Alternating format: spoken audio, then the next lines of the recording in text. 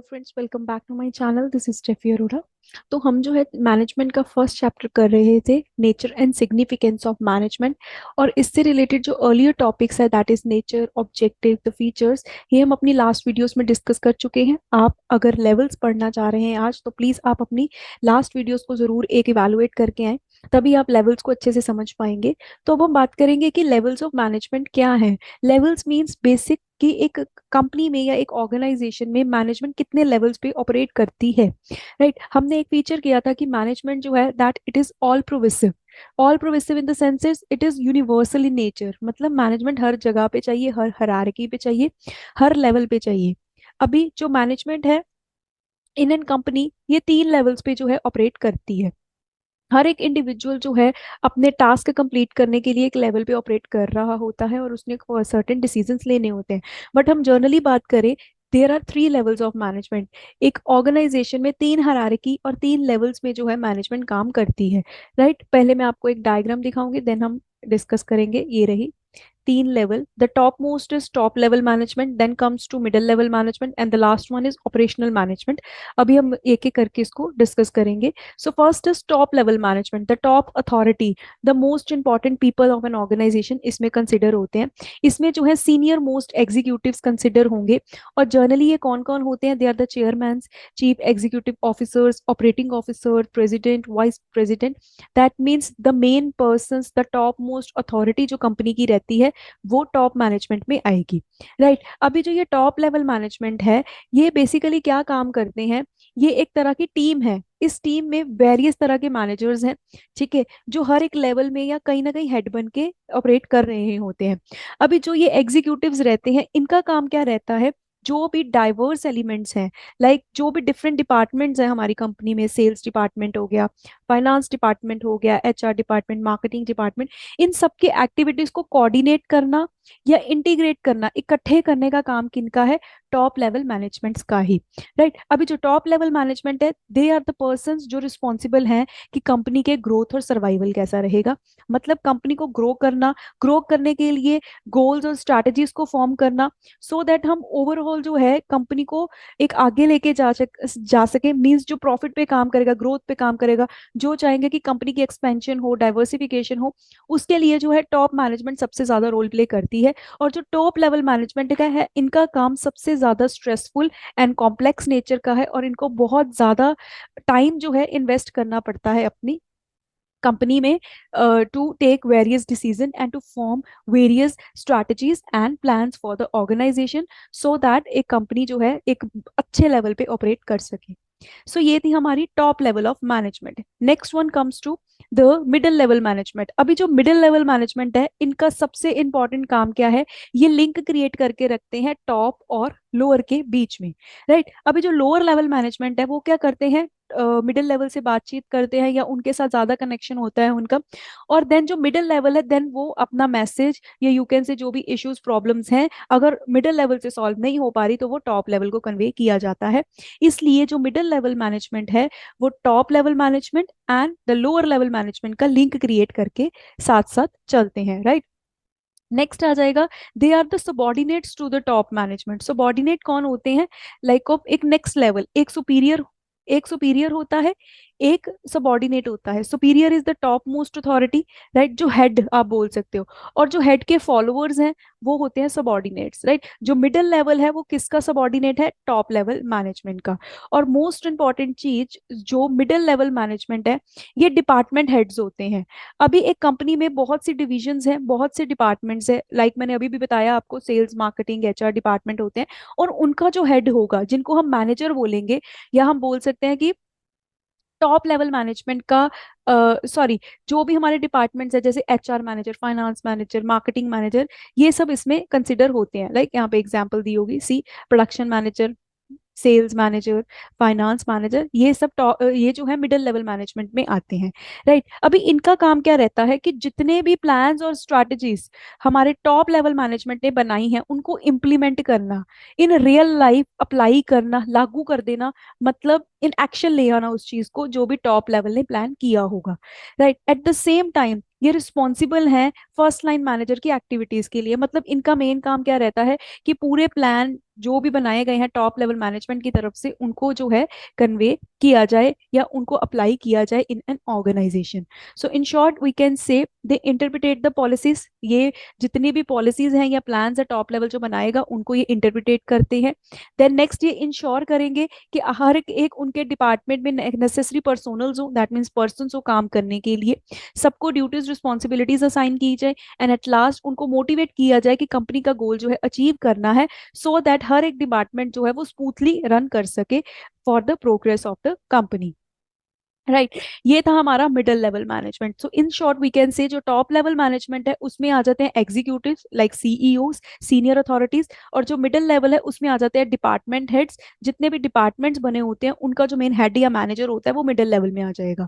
Next the third level of management is supervisory और operational management. Supervisory in the senses जो आपका main task हो रहा होगा, द ओवरऑल प्रोडक्शन जो हो रही होगी, वर्कफोर्स जो बेसिक काम कर रही है उनका हेड. राइट जैसे सपोज 10 लोग काम कर रहे हैं प्रोडक्शन में, वो 10 लोग को जो सुपरवाइज करेगा, उनको चेक करेगा, ऑब्जर्व करेगा, वो आ जाते हैं हमारे थर्ड लेवल ऑफ मैनेजमेंट में. और ये सबसे लो लेवल ऑफ मैनेजर्स माने जाते हैं. और ये बेसिक, इनको ऑपरेशनल मैनेजमेंट भी इसलिए बोला जाता है कि जो बेसिक हमारा प्रोडक्शन का काम है ये सुपरवाइज करते हैं. राइट तो इसमें कौन कौन आ जाएंगे? The first point foreman and supervisor, ये लो लेवल के हैं. राइट जो सुपरवाइजर है they directly oversee the efforts of workforce as I had already told you. right their authority and responsibility is limited according to the plans by the management. मतलब इनकी responsibility कम है. Simple समझ आ रहा होगा, ये तो क्लियर ही हो रहा है रीड करके ही. राइट अभी इनका रोल सबसे ज्यादा क्यों इंपॉर्टेंट है? द मोस्ट इंपॉर्टेंट रोल सभी मैनेजर्स में से इनका माना गया है. क्यों?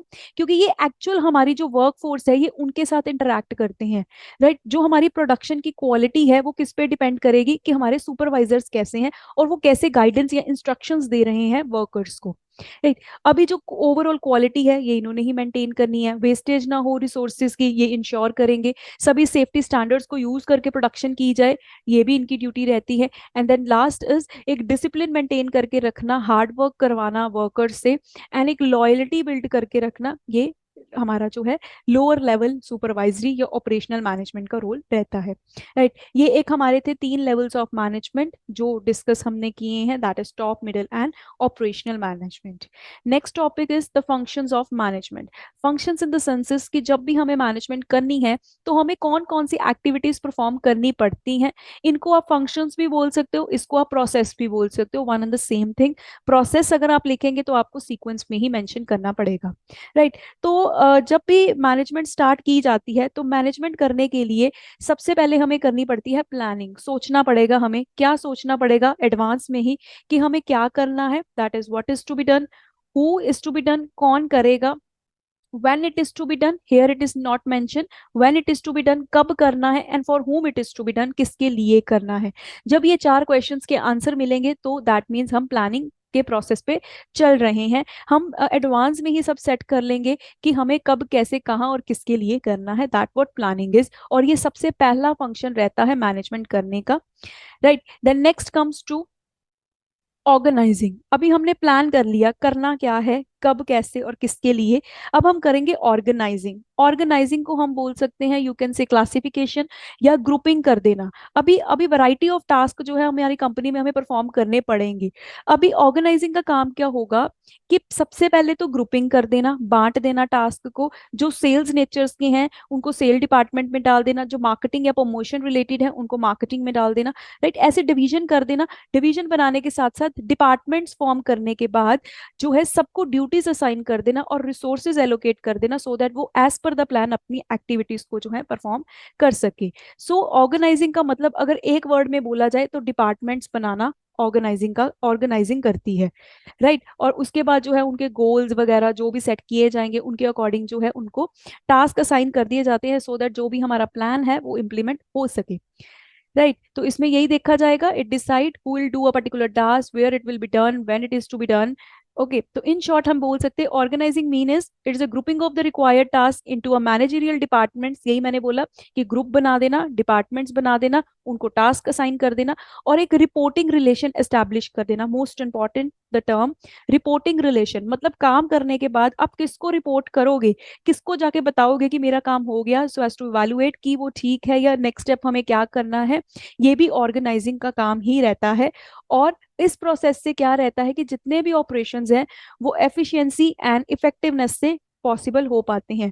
एफिशिएंसी एंड इफेक्टिवनेस हमने अपनी कुछ लास्ट वीडियोस में डिस्कस किया हुआ है। इनका मीनिंग क्या होता है, that means come time and come cost पे पूरा काम ऑपरेशंस हमारी कंपनी के जो है वो हो सके। सो ऑर्गेनाइजिंग करने के बाद, टास्क की डिवीजन के बाद, डिपार्टमेंट्स बनने के बाद स्टेप आ जाता है हमारा स्टाफिंग का।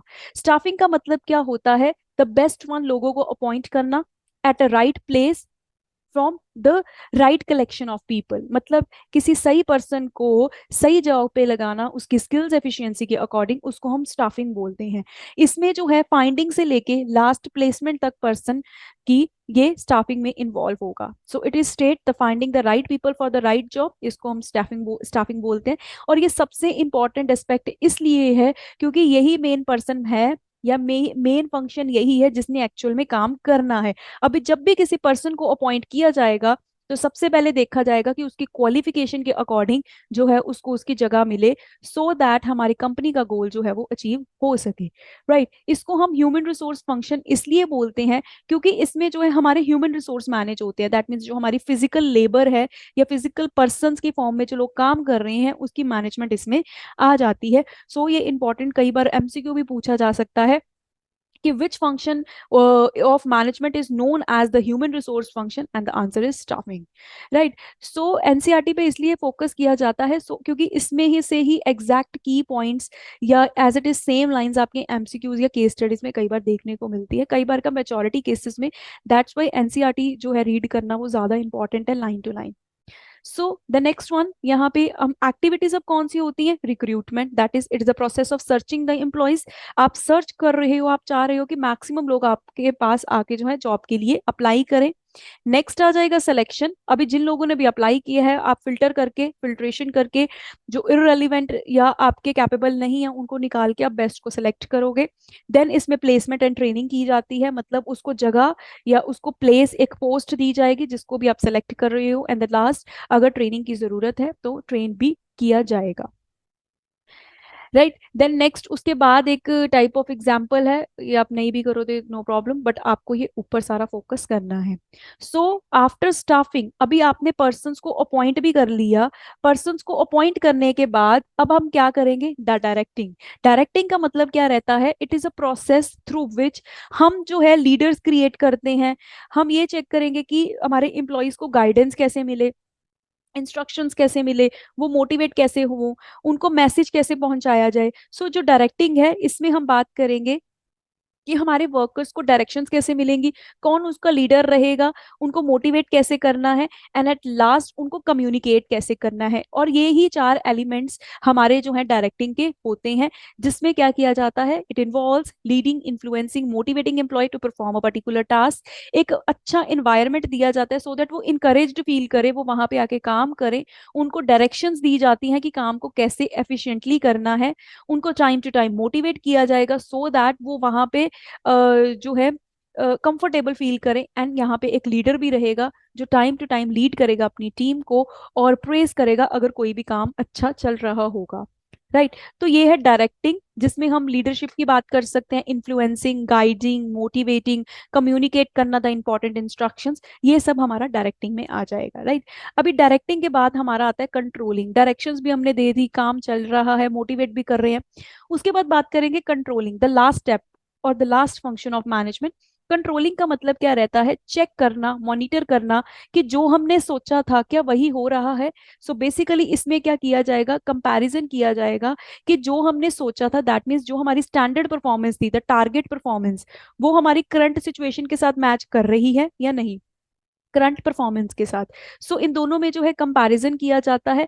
एंड अगर तो कोई डिफरेंस आ रहा है तो ट्राई किया जाता है थ्रू करेक्टिव मेजर्स की उनको कम किया जाए। सी यहाँ पे लिखा है, here it is comparing the establish standard and taking a corrective measures or actions where deviation is found. अगर कोई डिफरेंस मिल रहा है तो हम वहां पे करेक्टिव मेजर लेंगे। जैसे सपोज मैं एक एग्जांपल के थ्रू भी आपको बता देती हूँ कि सपोज हमने प्लानिंग में सोचा था कि 10,000 यूनिट्स जो है वो 1 मंथ में सेल करने हैं, बट एक्चुअल में हमने 9,000 ही सेल किए। तो ये डिफरेंस अराइज हो रहा है। सोचा हमने था 10,000 का, बट एक्चुअल में 9 हुआ। तो जो 1,000 का गैप आया है, दैट मीन्स जो डेविएशन आई है, उसको कम करने के लिए क्या किया जाएगा, करेक्टिव एक्शन लिया जाएगा, सो दैट फ्यूचर में जो है वो डेविएशन ना आए और हमारी कंपनी जो है सक्सेस में रहे। ओके, तो ये हमारे फंक्शंस भी हैं, हमारे प्रोसेस भी है, जो प्लानिंग से स्टार्ट होके कंट्रोलिंग पे आके खत्म हो रहे हैं। तो अगर आपको इसको प्रोसेस में लिखा है, एज अर्लियर भी मैंने आपको बताया, तो आपको सीक्वेंस में ही लिखना पड़ेगा। ओके, तो हमने इस वीडियो में जो है डिस्कस किया था कि फंक्शंस ऑफ मैनेजमेंट क्या है और लेवल्स ऑफ मैनेजमेंट क्या है। राइट, अभी नेक्स्ट वीडियो में हम डिस्कस करेंगे कि कोऑर्डिनेशन क्या है, why it is a sense of management, जो कि हमारे चैप्टर का लास्ट टॉपिक है। ठीक है, तो अगर आपको ये वीडियो अच्छी लगी हो तो प्लीज़ लाइक करना। Thank you so much guys.